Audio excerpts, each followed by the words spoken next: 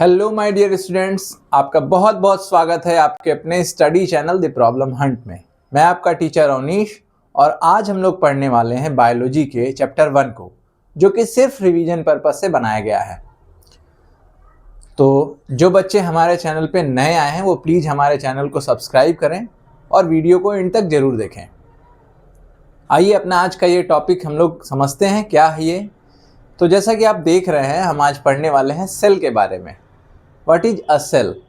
क्या आप लोगों ने कभी ये सोचा है कि हमारा लाइफ जो है बिगिनिंग से कैसे शुरू होता है, कैसे एक ऑर्गेनिज्म बनता है और इतना कॉम्प्लेक्स लेवल तक पहुंच जाता है? तो जब हम लोग इस सवाल का जवाब ढूंढने जाएंगे, यानी इस क्वेश्चन का आंसर ढूंढेंगे, तो हमें एक बहुत ही छोटी सी चीज़ के बारे में पढ़ना पड़ेगा, दैट इज सेल। तो जल्दी से उसका डेफिनेशन देख लेते हैं कि ये सेल क्या है। आप जैसा कि यहाँ देख रहे हैं, लिखा हुआ है कि cell is basic structural and functional unit of life. Basic structural and functional unit of life, यहाँ 3 वर्ड्स को मैंने घेरा है। इसकी मीनिंग समझनी बहुत जरूरी है।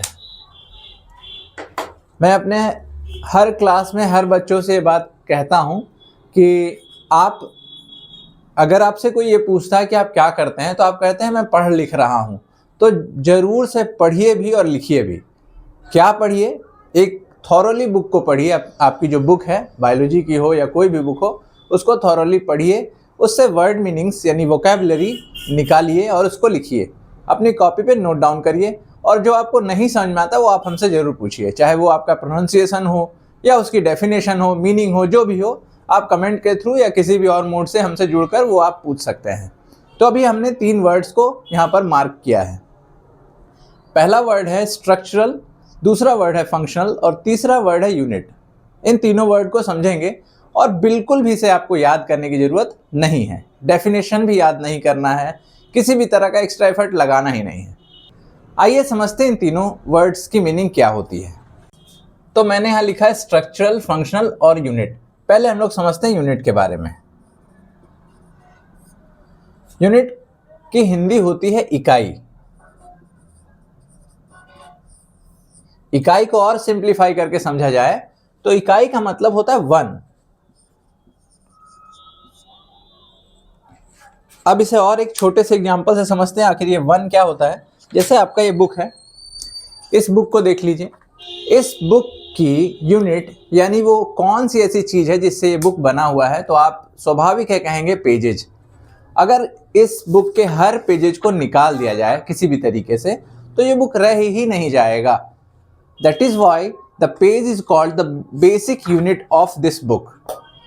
सेम लाइक दैट, इसी तरीके से हमारे बॉडी या कोई भी लिविंग बीइंग के शरीर में वो सबसे छोटा सा, उस जीव को बनाने वाला, उस लिविंग बीइंग को बनाने वाला वो सबसे छोटा एक चीज ही होता है उसका यूनिट। यहाँ वो एक चीज सेल है। That is why we called it basic structural unit of life. कोई भी लिविंग बीइंग, उसके जीवन की शुरुआत जिस एक चीज से होती है, दैट इज सेल। उसके बाद हम लोग एक और चीज समझते हैं। हमने यूनिट समझ लिया। यूनिट मतलब the one which made the living being, that is cell. अब तक हम लोगों ने यूनिट को समझा। अब हम समझेंगे स्ट्रक्चरल और फंक्शनल यूनिट के बारे में। तो स्ट्रक्चरल यूनिट का मतलब वह एक चीज जिससे कोई भी बीइंग बना हुआ है। जिस तरह से अभी आपने बुक के एग्जाम्पल से समझा कि बुक को बनाने वाला वो एक चीज क्या है, पेजेज है, उसी तरह किसी भी लिविंग बीइंग को बनाने वाला वो एक चीज सेल है। इसीलिए हम लोग कहेंगे cell is the basic structural unit of living being. अब बात करते हैं फंक्शन के बारे में। तो किसी भी लिविंग बीइंग के बॉडी में जो भी फंक्शन हो रहा है, जो भी वो काम कर रहा है, एक लिविंग बीइंग क्या क्या काम करता है। अगर मैं आप लोगों से पूछूं कि आप लोग एक दिन में क्या क्या काम करते हैं जिससे आप जीवित रहते हैं, सर्वाइवल के लिए आप क्या क्या काम करते हैं, तो आप कहेंगे सर हम लोग लाइफ प्रोसेस परफॉर्म करते हैं। अब आप जाने या ना जाने, आप लाइफ प्रोसेसेस परफॉर्म किए बिना जी ही नहीं सकते हैं।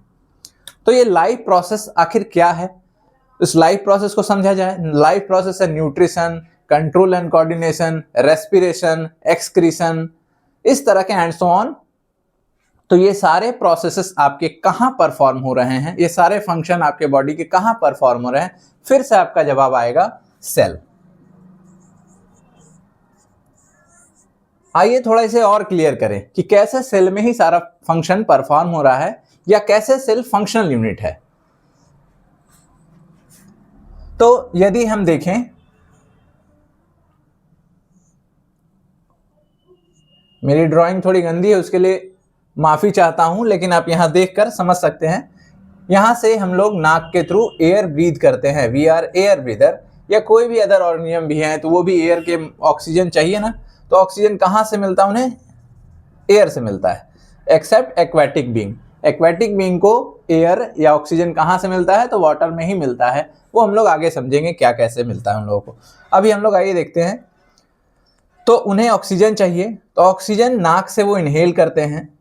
ऑक्सीजन अल्टीमेटली कहां जाता है? लंग्स से होता हुआ सेल्स तक ही जाता है। अब इस ऑक्सीजन का सेल क्या करेगा? तो सेल में ऑलरेडी प्रेजेंट होता है, अभी हम लोग पढ़ेंगे, और आपने 9 क्लास में पढ़ चुका होगा आप लोगों ने कि एक ऑर्गेनल ही होता है जिसका नाम है माइटोकॉन्ड्रिया, जिसके बारे में मैं फिर से आप लोगों को रिवाइज करवा दूंगा।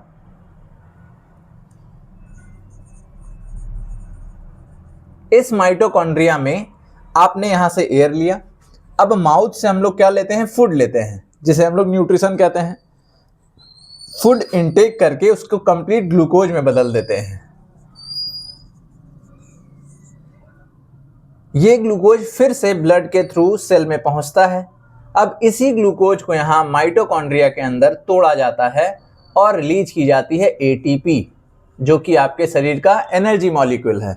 तो अल्टीमेटली एटीपी के द्वारा ही शरीर का हर फंक्शन परफॉर्म किया जाता है किसी भी लिविंग बीइंग के द्वारा। तो अल्टीमेटली आपने क्या देखा? आपने देखा कि आपके पूरे शरीर को, आपके पूरे बॉडी को, या किसी भी लिविंग बीइंग के बॉडी को बनाने वाला जो है वो है सेल। तो इसे हम लोग कहेंगे स्ट्रक्चरल यूनिट। आपके बॉडी में हर फंक्शन परफॉर्म कराने वाला वो एक चीज, वो एक यूनिट क्या है? वो भी सेल है। इसीलिए हम लोग कहते हैं functional unit as well as structural unit of living being. अब मुझे उम्मीद है कि आपने इस डेफिनेशन को बहुत ही मजे से समझ लिया होगा, और मुझे नहीं लगता कि इसे आपको थोड़ा भी याद करने का जरूरत है। अगर आप एक बार इसे ध्यान से सुनेंगे, समझेंगे, तो आप ऐसे ही इसका जवाब दे सकते हैं कि cell is the basic structural and functional unit of life. That's it. आइए सेल के बारे में कुछ और भी इंटरेस्टिंग बातें जान लेते हैं जो मैंने यहाँ लिखा है। सबसे पहली बात है कि all living being are made up of cell. Definition से ये क्लियर हो जाता है कि सभी जितने भी धरती पर जीव जंतु हैं या लिविंग बीइंग हैं वो सारे सेल से ही बने होंगे। बात करें इसके एक्सेप्शन की तो वो है वायरस। वायरस को अगर समझें तो वायरस लिविंग और डेड के बीच की बाउंड्री लाइन है। अगर ये कहा जाए कि इस तरफ लिविंग थिंग को रखा गया है और इधर नॉन लिविंग थिंग को रखा गया है, तो बीच में आप रख सकते हैं वायरस को। ये क्यों ऐसा है ये हम लोग आगे समझेंगे, लेकिन अभी बस आप एक ओवरव्यू ले लीजिए। तो all living being are made up of cell. सभी लिविंग बीइंग सेल से बने हैं। All cells are basically alike in chemical composition. हर सेल केमिकली या केमिकल कंपोजिशन के बेसिस पर एक ही जैसे होते हैं। What is chemical composition? तो हर सेल का अपना बनावट होता है, हर सेल में ऑर्गेनल्स होते हैं, तो सारे ऑर्गेनल्स हर सेल में एक जैसे होते हैं। उसके बाद third point is all living being arise from a pre existing cell. एक पहले से मौजूद एक प्री एग्जिस्टिंग सेल से ही एक नया सेल अराइज होता है या जन्म लेता है। तो सेल्स ही एक नए सेल को या दो नए सेल को प्रोड्यूस करते हैं। ये सेल कहलाएगा और ये कहलाएगा डॉटर सेल या न्यू सेल।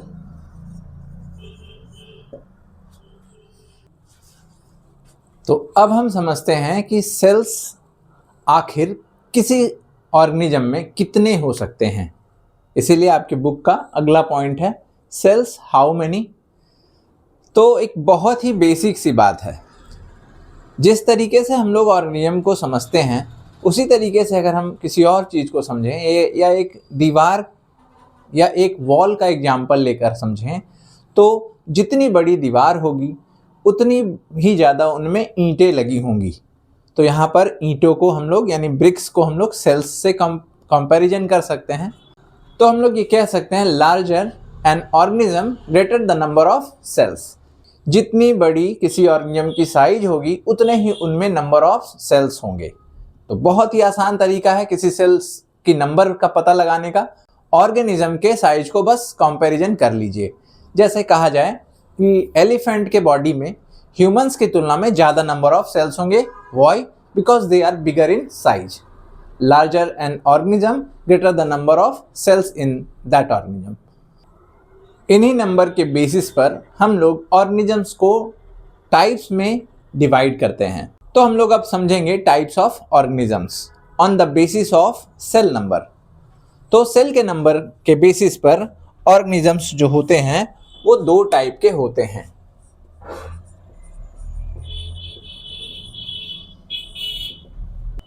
पहले टाइप्स को हम लोग कहते हैं यूनिसेल्युलर ऑर्गेनिजम्स। तो इसकी डेफिनेशन क्या हो जाएगी? Living organisms made up of one cell. Uni का मतलब वन होता है। यूनि का मतलब वन होता है। तो वैसे लिविंग ऑर्गेनिजम्स जो सिर्फ एक सेल से बने हों उन्हें हम लोग यूनिसेलुलर ऑर्गेनिजम्स की कैटेगरी में रख देते हैं या यूनिसेलुलर ऑर्गेनिजम्स के टाइप में रख देते हैं। इसके एग्जाम्पल क्या हैं? इसके एग्जाम्पल को देख लें तो बैक्टीरिया, अमीबा, पैरामीशियम एटसेट्रा। ये सारे बीइंग जो हैं एक सेल के बने होते हैं, यानी अपना सारा फंक्शन ये एक ही सेल में परफॉर्म करते हैं। बहुत ही ताज्जुब वाली बात है, लेकिन यही तो नेचर है कि नेचर किसी भी तरीके से लिविंग बीइंग को सस्टेन करवाती है, लिविंग कराती है। बात करें दूसरे टाइप की तो उसे हम लोग कहते हैं multi cellular organisms. Multi cellular organisms. Multi cellular organisms जैसा कि आप समझ रहे हैं, यूनि मीन्स वन होता है, मल्टी मतलब मोर देन टू, टू और मोर देन टू। अब आप कह दें कि कोई दो ही सेल का बना हुआ हो तो सर वो यूनिसेलुलर तो नहीं होगा। बिल्कुल नहीं होगा, वो मल्टी सेलुलर होगा। मल्टी सेलुलर ऑर्गेनिजम्स की डेफिनेशन भी वही है, living organism made up of more than two और मोर देन टू सेल्स। तो लिखने की तो मुझे जरूरत है नहीं, मुझे लगता है कि आप लोगों को समझ में आ गया होगा। तो डायरेक्ट इसके एग्जाम्पल्स देख लेते हैं। बात कर लें मल्टी सेलुलर ऑर्गेनिजम्स के एग्जाम्पल की तो इसमें है volvox, rose flower, mosquito, mango, humans etc. These all living beings are multicellular organisms. अब बुक में दिए गए एक फैक्ट को जान लेते हैं जो कि आपके लिए तो इम्पॉर्टेंट है ही, नॉलेज के लिए तो बहुत इम्पॉर्टेंट है, सिलेबस वाइज कोई बहुत इम्पॉर्टेंट नहीं है। तो आइए देखते हैं कि एक एवरेज साइज एडल्ट ह्यूमन में, यानी कि हम लोग में, सामान्य ह्यूमंस जो हम लोग हैं, उनमें कितने तरह के सेल्स होते हैं, नंबर्स क्या हैं, टाइप्स कितने हैं। तो 200 डिफरेंट टाइप्स के सेल्स होते हैं, 200 डिफरेंट टाइप्स ऑफ सेल्स। जैसे फैट सेल्स हैं, नर्व्स है, नर्व्स मीन्स न्यूरॉन्स यानी कि ब्रेन सेल्स। तो इस तरह के muscle cells, fat cells, hepatic cell जो कि लीवर को बनाते हैं, इस तरह से अलग अलग सेल्स हैं। उनकी नंबर की बात की जाए तो 37.2 ट्रिलियन सेल्स है पूरे बॉडी में। 100 बिलियन तो सिर्फ न्यूरॉन्स हैं, नर्व्स मतलब होता है ब्रेन सेल, और 25 ट्रिलियन आरबीसी है। अब हम लोग थोड़ा मिलियन, बिलियन, ट्रिलियन क्या होता है जो बच्चे नहीं जानते होंगे वो अभी मैं यहाँ समझा देता हूँ। एक बार थोड़ा ध्यान दीजिएगा इन नंबर्स पर। अपने भाषा में समझा जाए तो 1 मिलियन मीन्स 10 lakhs यानी 10 लाख। 1 ट्रिलियन का मतलब होता है 1 लाख करोड़। 1 बिलियन का मतलब होता है 100 करोड़, 100 करोड़। तो अब अपने लैंग्वेज में समझने के बाद सोच लीजिए कि हमारे बॉडी में कितने सेल्स होंगे, है ना। अब इसे कुछ 10th के पावर में भी समझ लेते हैं। 1 million means 10 to the power 6, जिसे हम m से डिनोट कर देते हैं। 1 billion means 10 to the power 9, और 1 trillion means 10 to the power 12, यानी 10 पर 12 जीरो आपको ऐड करने होंगे। यहाँ पर 10 पर 9 जीरो, 10 पर 6 जीरो। और यहाँ समझ लें कि 1 million means 10 lakh, 1 trillion means 1 lakh crore, 1 billion means 100 crore. तो अब आप इमेजिन कर लीजिए हमारे शरीर में कितने सारे सेल्स हैं, और हम लोग हैं भी तो बहुत बड़े ऑर्गेनिज्म और complex, so much complex and much larger than others. और हमसे भी बड़े बड़े लिविंग बींग्स इस अर्थ पे, इस नेचर में प्रेजेंट हैं। आज का ये इंट्रोडक्टरी क्लास मैं यहीं ख़त्म करता हूँ। उम्मीद करता हूँ आपको आज का ये क्लास पसंद आया होगा, और मिलते हैं आप लोगों से नेक्स्ट वीडियो में। आपको साइंस इंटरेस्टिंग लगती है तो लाइक करो, शेयर करो और चैनल को सब्सक्राइब करो। Thanks for watching.